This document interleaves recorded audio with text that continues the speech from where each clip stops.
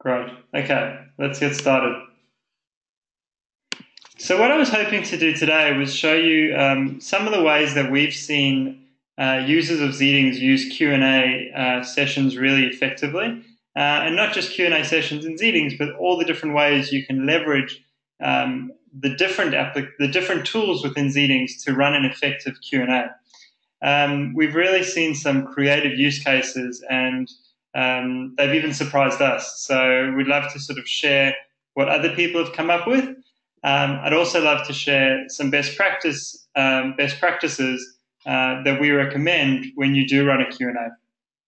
You should be seeing my screen, and how I'd like to do this is spend a few minutes with the screen share, so you can just follow what I do, and then we can switch to a live broadcast within Zeetings where we can sort of start to experience the way a participant at your meetings or events would actually experience the Zeeting. And then I'm going to leave plenty of time at the end for our own Q&A session, and I can answer any questions you have. So let's get into it. The way we like to think about a Q&A session is that there's really a before, during, and an after. So what you can actually do is start a Q&A session long before the event actually commences, and we've seen this used quite effectively. There's also a number of things you can do live during the event, both during the session and during the actual Q&A section of that session, and then afterwards. With Zeetings, a conversation doesn't have to end once the actual event is over. So there's a range of ways you can actually keep the conversation going and keep answering people's questions even after the fact. So I thought for today we'd actually break it into these three sections and start to look at what you can do in each. So the first one is really before, and what the key thing here to do is to actually encourage people to submit their questions before the event even happens. The way to do this is to take advantage of the share functionality. So for those who don't know, share is located on the top menu. Hopefully you can see my mouse. And what this allows is for you to actually send the Zeeting out to people so that they can view it in their own time. So you can just copy that link and paste it in an email, or you can use the private invite dialog below. If you are going to share it privately, you need to use the dialog below so that we can validate that who you send it to is who they say they are. If you'd like to share it publicly, you can simply copy the link and paste it in an email. So once you've shared, the way we see this work, I'm going to share this one with Chelsea on my team. So her email is just chelsea@zeetings.com. And you can leave a note. So we see people leave notes along the lines of, please submit your questions. And you send that along.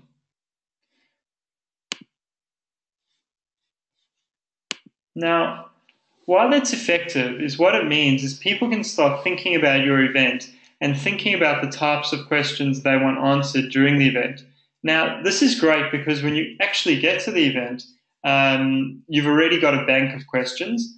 But what also makes it quite powerful is it actually gives you a sense before you get people in the room of what areas people are most interested in or what areas people are having the most trouble with.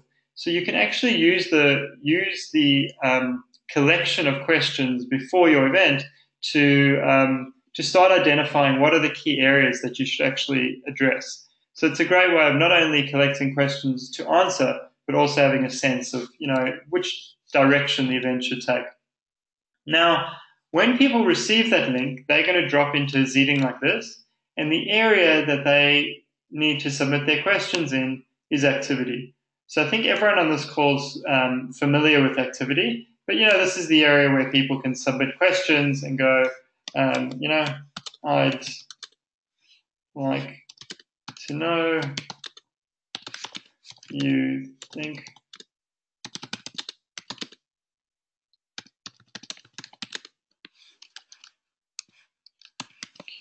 So, I can submit this question, and, as we know with Zeetings, you could do it anonymously.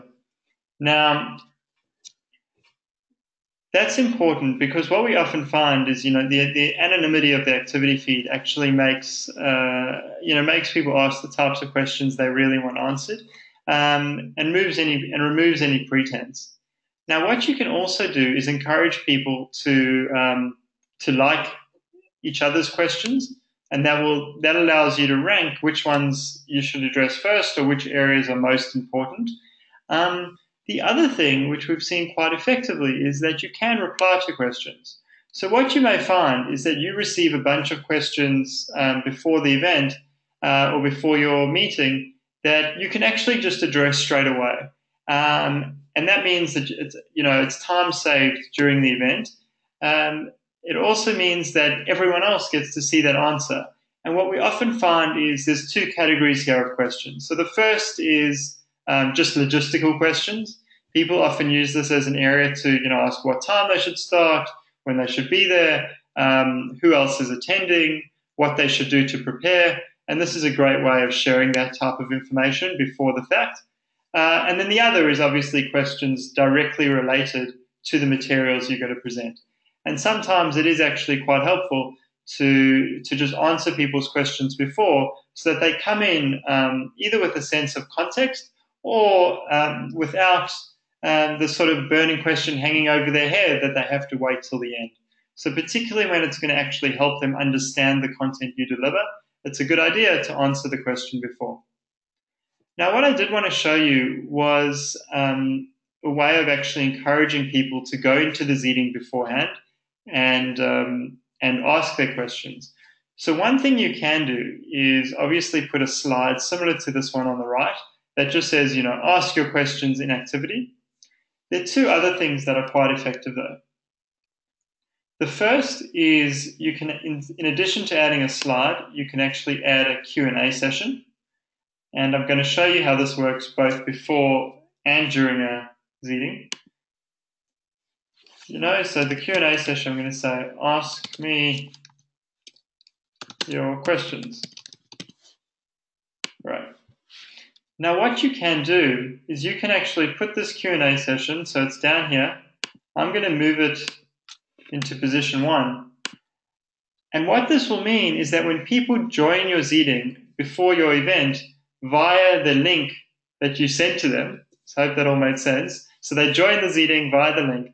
The first thing they're going to see is a big slide that says, ask me your questions. And in the participant view, there's actually going to be a big button over here, which if they click, will launch the activity feed. So very quickly, they'll be able to see exactly what the instruction is. So that's one way of encouraging people. The slide was another way. And the final way, which is really takes a little bit more effort, but we've seen this work really effectively, is to actually post a video in this section that welcomes people to your event and then encourages them to actually start participating before.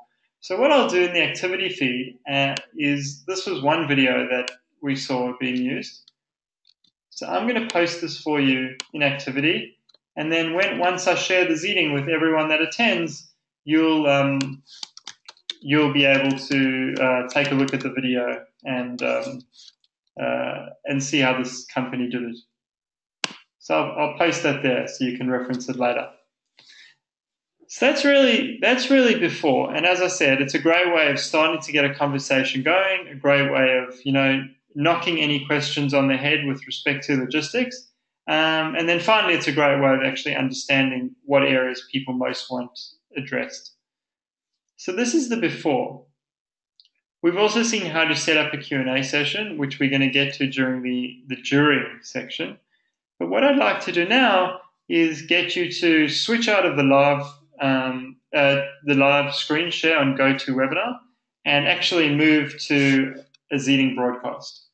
So I'm going to go to my broadcast screen, and my Zeetings URL is zeetings.com/awesome. I'm going to copy that so it's easier for you, and I'll paste it in the chat on GoToWebinar. So you can you can grab it from there if that's easier.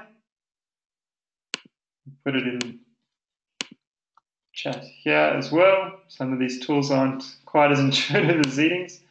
Okay, there you go. You should have that. And I'm going to go ahead and start my broadcast.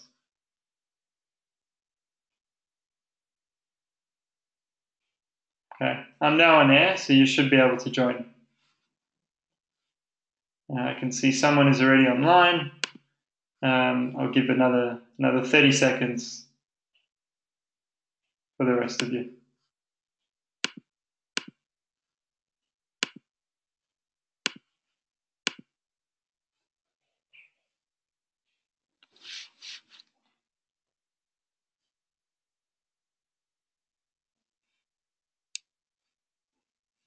Okay. If you are having any trouble connecting to the Zeeting, just feel free to post a note on GoToWebinar, and we can help you out.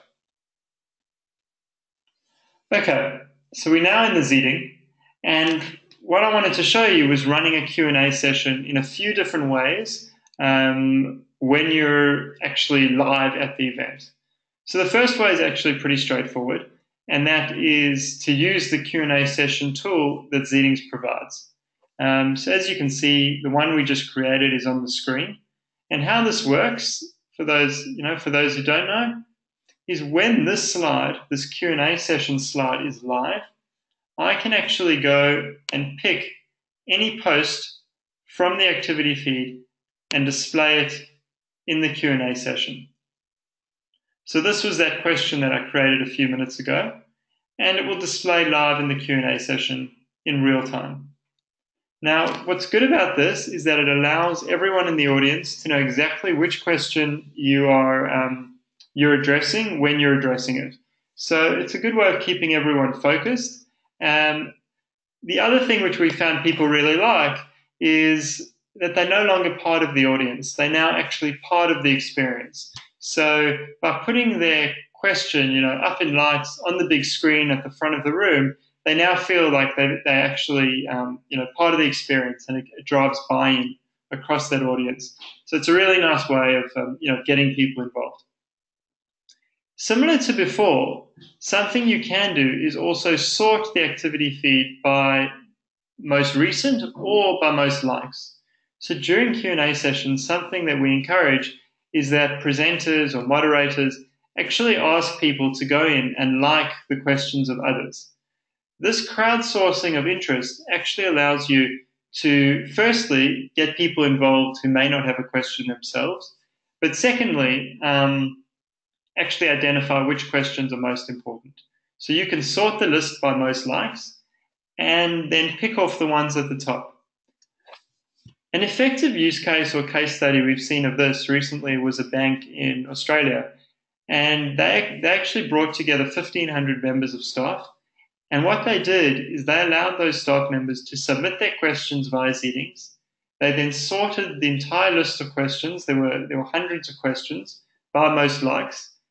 And then the leadership team who was on stage at the front of the room would answer whichever question got the most likes.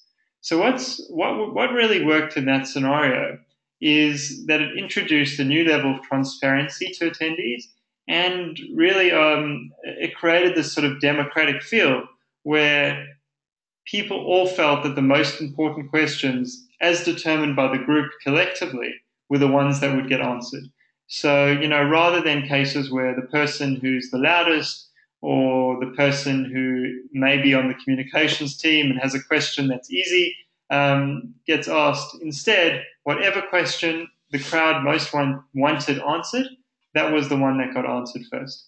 So using a Q&A session in parallel with sorting the activity feed by likes is an effective way of making people feel like the process is fair, and also highlighting which question is being answered at that particular moment. Now, the next thing I wanted to show you was, so moving on from the Q&A session tool, I wanted to sort of deep dive into the activity wall. And this is another way of running a Q&A session effectively. So what I'll show you on the Zeeting is actually a couple photos of how this looks. And this activity wall, this is one of our premium features, but what this does is it allows you to display in real time the questions and comments as they come in. And what we've seen here is really effective, is that you run this in the background during the Q&A session, and allow people to actually see kind of what the pulse of the room is. So this takes a bit of a more brave presenter, because there are questions sort of coming in an ongoing flow, but it is a way of keeping people engaged because there's constantly something new projecting up on the screen. If you wouldn't mind for a second jumping back to the screen share, I'll show you a new feature that we've just added to the wall.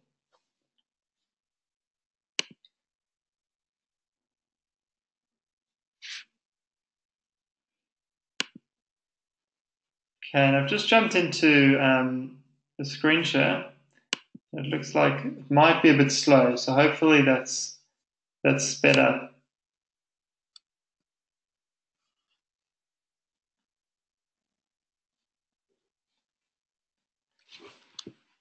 So what I wanted to show you was, this is the activity wall. You can see the two posts that I've made. If any of you make a post in the activity feed right now, it will actually appear live. But the new feature that I wanted to show you is actually down the bottom here on the left-hand side. What we've added is the ability to sort the activity wall in the same way as the activity feed in the Zeeting. So what I can do is I can sort by time or most recent, which is the default, but I can also sort by most likes. So if I click that, you'll see that the post that had this one like, so not too many just yet, but still more than zero, moved up to the top. So that's the activity wall. And as I say, here are a couple examples in the Zeeting of the activity wall being used during a Q&A session. Here's another one. Now, the final use case I wanted to show you for running a Q&A session is actually polling. And this is a bit counterintuitive, but we saw this used by one of our members of the Zeetings community really, really effectively. And we were really impressed by the reaction it got. So I thought I'd share it with you today. The idea here is that during a panel discussion or a Q&A, you've often got, it feels quite one-directional, where the people are answering questions, but what you're not understanding is how those questions reflect the views of the room, or how the people in the room actually think about those topics. So what we saw used really effectively was using polling to actually ask the same question at the same time to the panel or the speaker and the audience. Why that works really well, and what we were really impressed by when we saw this in action, was that it actually forces the speaker or the panel to not just give a pre-prepared answer or a canned answer, but actually respond to what's happening in the room in real time. It's particularly good if you want to create a little bit of controversy, where you think that there's a difference in opinion between the people on stage and the people in the room. And it's actually a way of getting to the heart of the issue. So one example, I'll show you, I'll pull up a poll. It doesn't need to be controversial, but this was one we saw used quite effectively. Was, do you believe senior management understands what's happening on the ground? So, often you find there's a disconnect in companies where the management team who may be on stage answering the question actually has a completely different view from the rest of the staff who are sitting in the audience. And this is a good way of actually addressing that issue head on. So it's very easy in this example for a senior manager to say, yep, we understand exactly what's happening at the coalface. However, if you have an audience of people who say, actually, we don't think you understand, it's much more difficult for them to simply gloss over what may be an important area for that company to have a conversation about. So polling during a Q&A session is actually a really effective way of making the people on stage or the panel or the speaker really address the views of the room. Another reason why we really like this format is often what you find is although they're high caliber speakers at the front of the room, the audience themselves are actually really knowledgeable about the topic. And it's such a loss that you don't get to harness all that intellect around the topic, and you can actually only get answers from the few people at the front of the room. So by doing a poll, you can actually get that audience to share their views as well. So we had a question and activity, and I always like jumping to those. So questions are the best way to contextualize prior knowledge and goals and assess comprehension. Yeah, totally. I couldn't agree more. They're a great way of really getting everyone on the same page before you even begin. So this was a really effective way using polls during the session. We found it really a good back and forth. So if you're running a panel of say 30 minutes where there's Q&A, it actually gets things moving much quicker. You don't have that a lot of wait time, and you allow people to keep engaged because as they vote in the polls, people are responding, and then you move on to the next one. So that's using polling during the event. Now, the final area I wanted to address, and then we'll have our own Q&A, is what happens after the event. So one of the things we often find in traditional Q&A sessions is that when you get to the Q&A, either there are no questions at all, and the way we address that is by collecting them beforehand and allowing people to submit during. But the other problem that often happens in a Q&A session is there's simply too many questions. So, what happens is not everyone gets their question answered. And we've seen this, in bigger audiences, it can become really, really dramatic, where there's only time to answer maybe 3 or 4 or 5 questions, but actually 100 questions get submitted. And, what happens today is those people feel like their needs weren't addressed. Often you don't even know what those questions are because you didn't use a system like the activity feed. And it's really a whole group of lost knowledge that you don't get an opportunity to get back. So what we see as best practice for Zeetings is that each question that is not addressed during the live event or meeting, but is submitted in the activity feed, is actually answered afterwards. So what we find members of our community doing is actually going in the next day or over the course of a week and answering each question. So as an example, this is more of a comment, but if this was a question from Stella, I could go back and say, I absolutely agree, and post. And this really does 2 things. Firstly, it allows everyone's questions to be answered. And secondly, it really keeps the conversation going.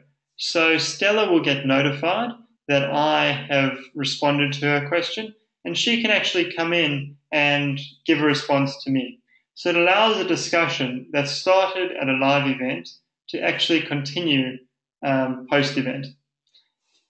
So that was the final way the final thing I wanted to address on this webinar. So just to recap quickly, we spoke about, the before, during, and after, collecting questions before, addressing those that it makes sense to get out the way before the event actually happens, collecting questions during the event in real time, allowing people to submit them anonymously so that they can actually tell you what they're really thinking.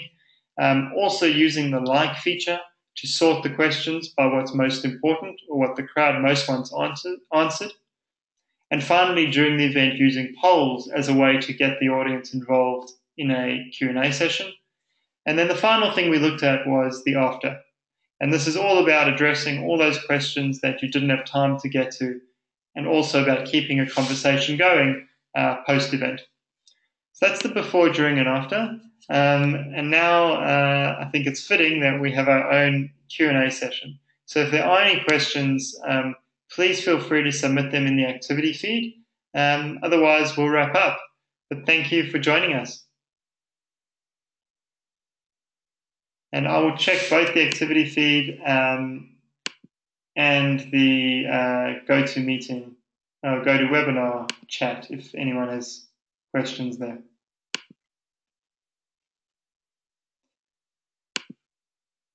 Although I am biased and would rather take questions in Zeetings, as you can imagine.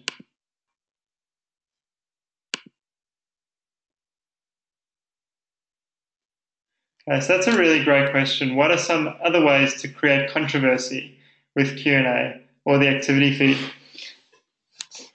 Well, I think it's a great question because often what you find is events, by the time they get to the Q&A session, this is really an opportunity to pick people up, and a good way to do that is to create a bit of controversy. We also find that it actually gets people. There's no better way to get people engaged than to really, split the room and get people debating a topic. So the first way is actually encouraging people to post anonymously. So that's a good way of letting people share what they actually think and not just what they think people want to hear. So that's one good way. The other way is it's often really helpful to actually stoke the fire a little bit. So, before the event, it makes sense to, post a few comments and activity that actually get people going or that split the room.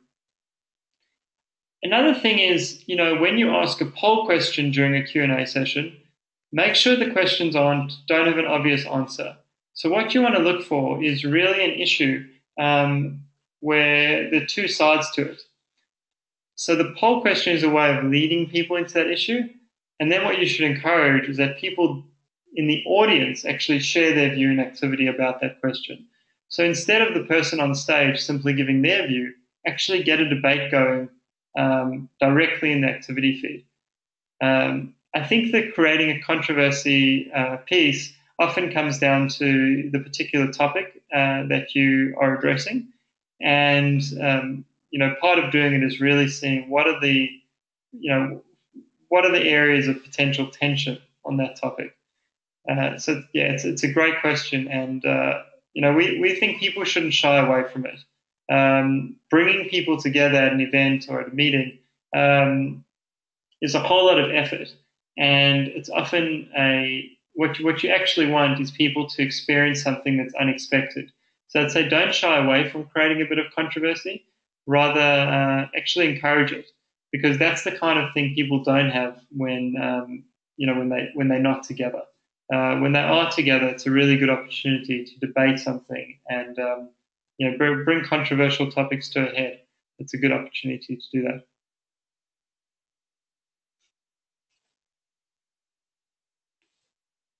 See if any additional questions come in. Otherwise, we'll wrap up. We're just on about time.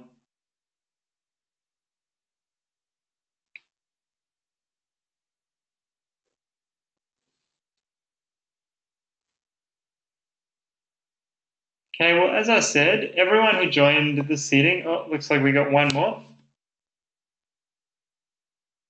Right. Is it possible to embed audio in these presentations? So how you can embed audio is actually with a video, or you can use our embed functionality. So to give you a sense of how that works, what you can't do, and this is still a limitation of the system, is you can't have an audio clip that plays across multiple slides. What you can do, though, is if you jump into the live screen share, I'll just show you this embed function. If you go add content, you can click on embed content. And this actually allows you to embed any audio from the web. So whilst Zeetings itself doesn't allow you to record the audio and then embed it as part of the presentation, what you can do is use another tool online to do the recording and generate an embed code. And you paste that code here, it will embed that audio clip as part of your presentation. How that works, just to be clear, because it's a little bit counterintuitive, is it will appear as a single slide within your Zeeting. So as I said, it won't sit across all the various slides, but will be an individual slide that people can listen to when they get to it. This is an area that we are exploring doing more work in, both audio and video, so you should see some developments there soon. To give you one kind of a sneak peek of where we're going, we are looking to allow you to not just include YouTube videos as you are now, and not just embed videos and audio, but actually upload directly. So that's coming on our roadmap over the medium term. So look out for it.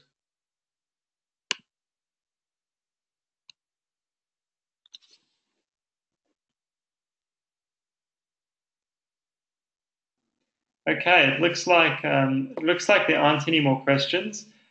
But as I said, the conversation doesn't have to stop once the live presentation is over. So by joining the Zeeting, you should all now be following it. And if you re-enter the Zeeting, after this webinar and submit your questions, I'll be notified and I'll be able to come in and respond. So if you do think of anything, once we end this call, feel free to post those questions in activity, and that'll be really a reflection of what we were discussing, which is, after the fact, the conversation can still continue. So it's great to thank you all for joining. It was great to show you how we're thinking about Q&A sessions. I hope this was helpful, and please join us next time. Thank you. Bye.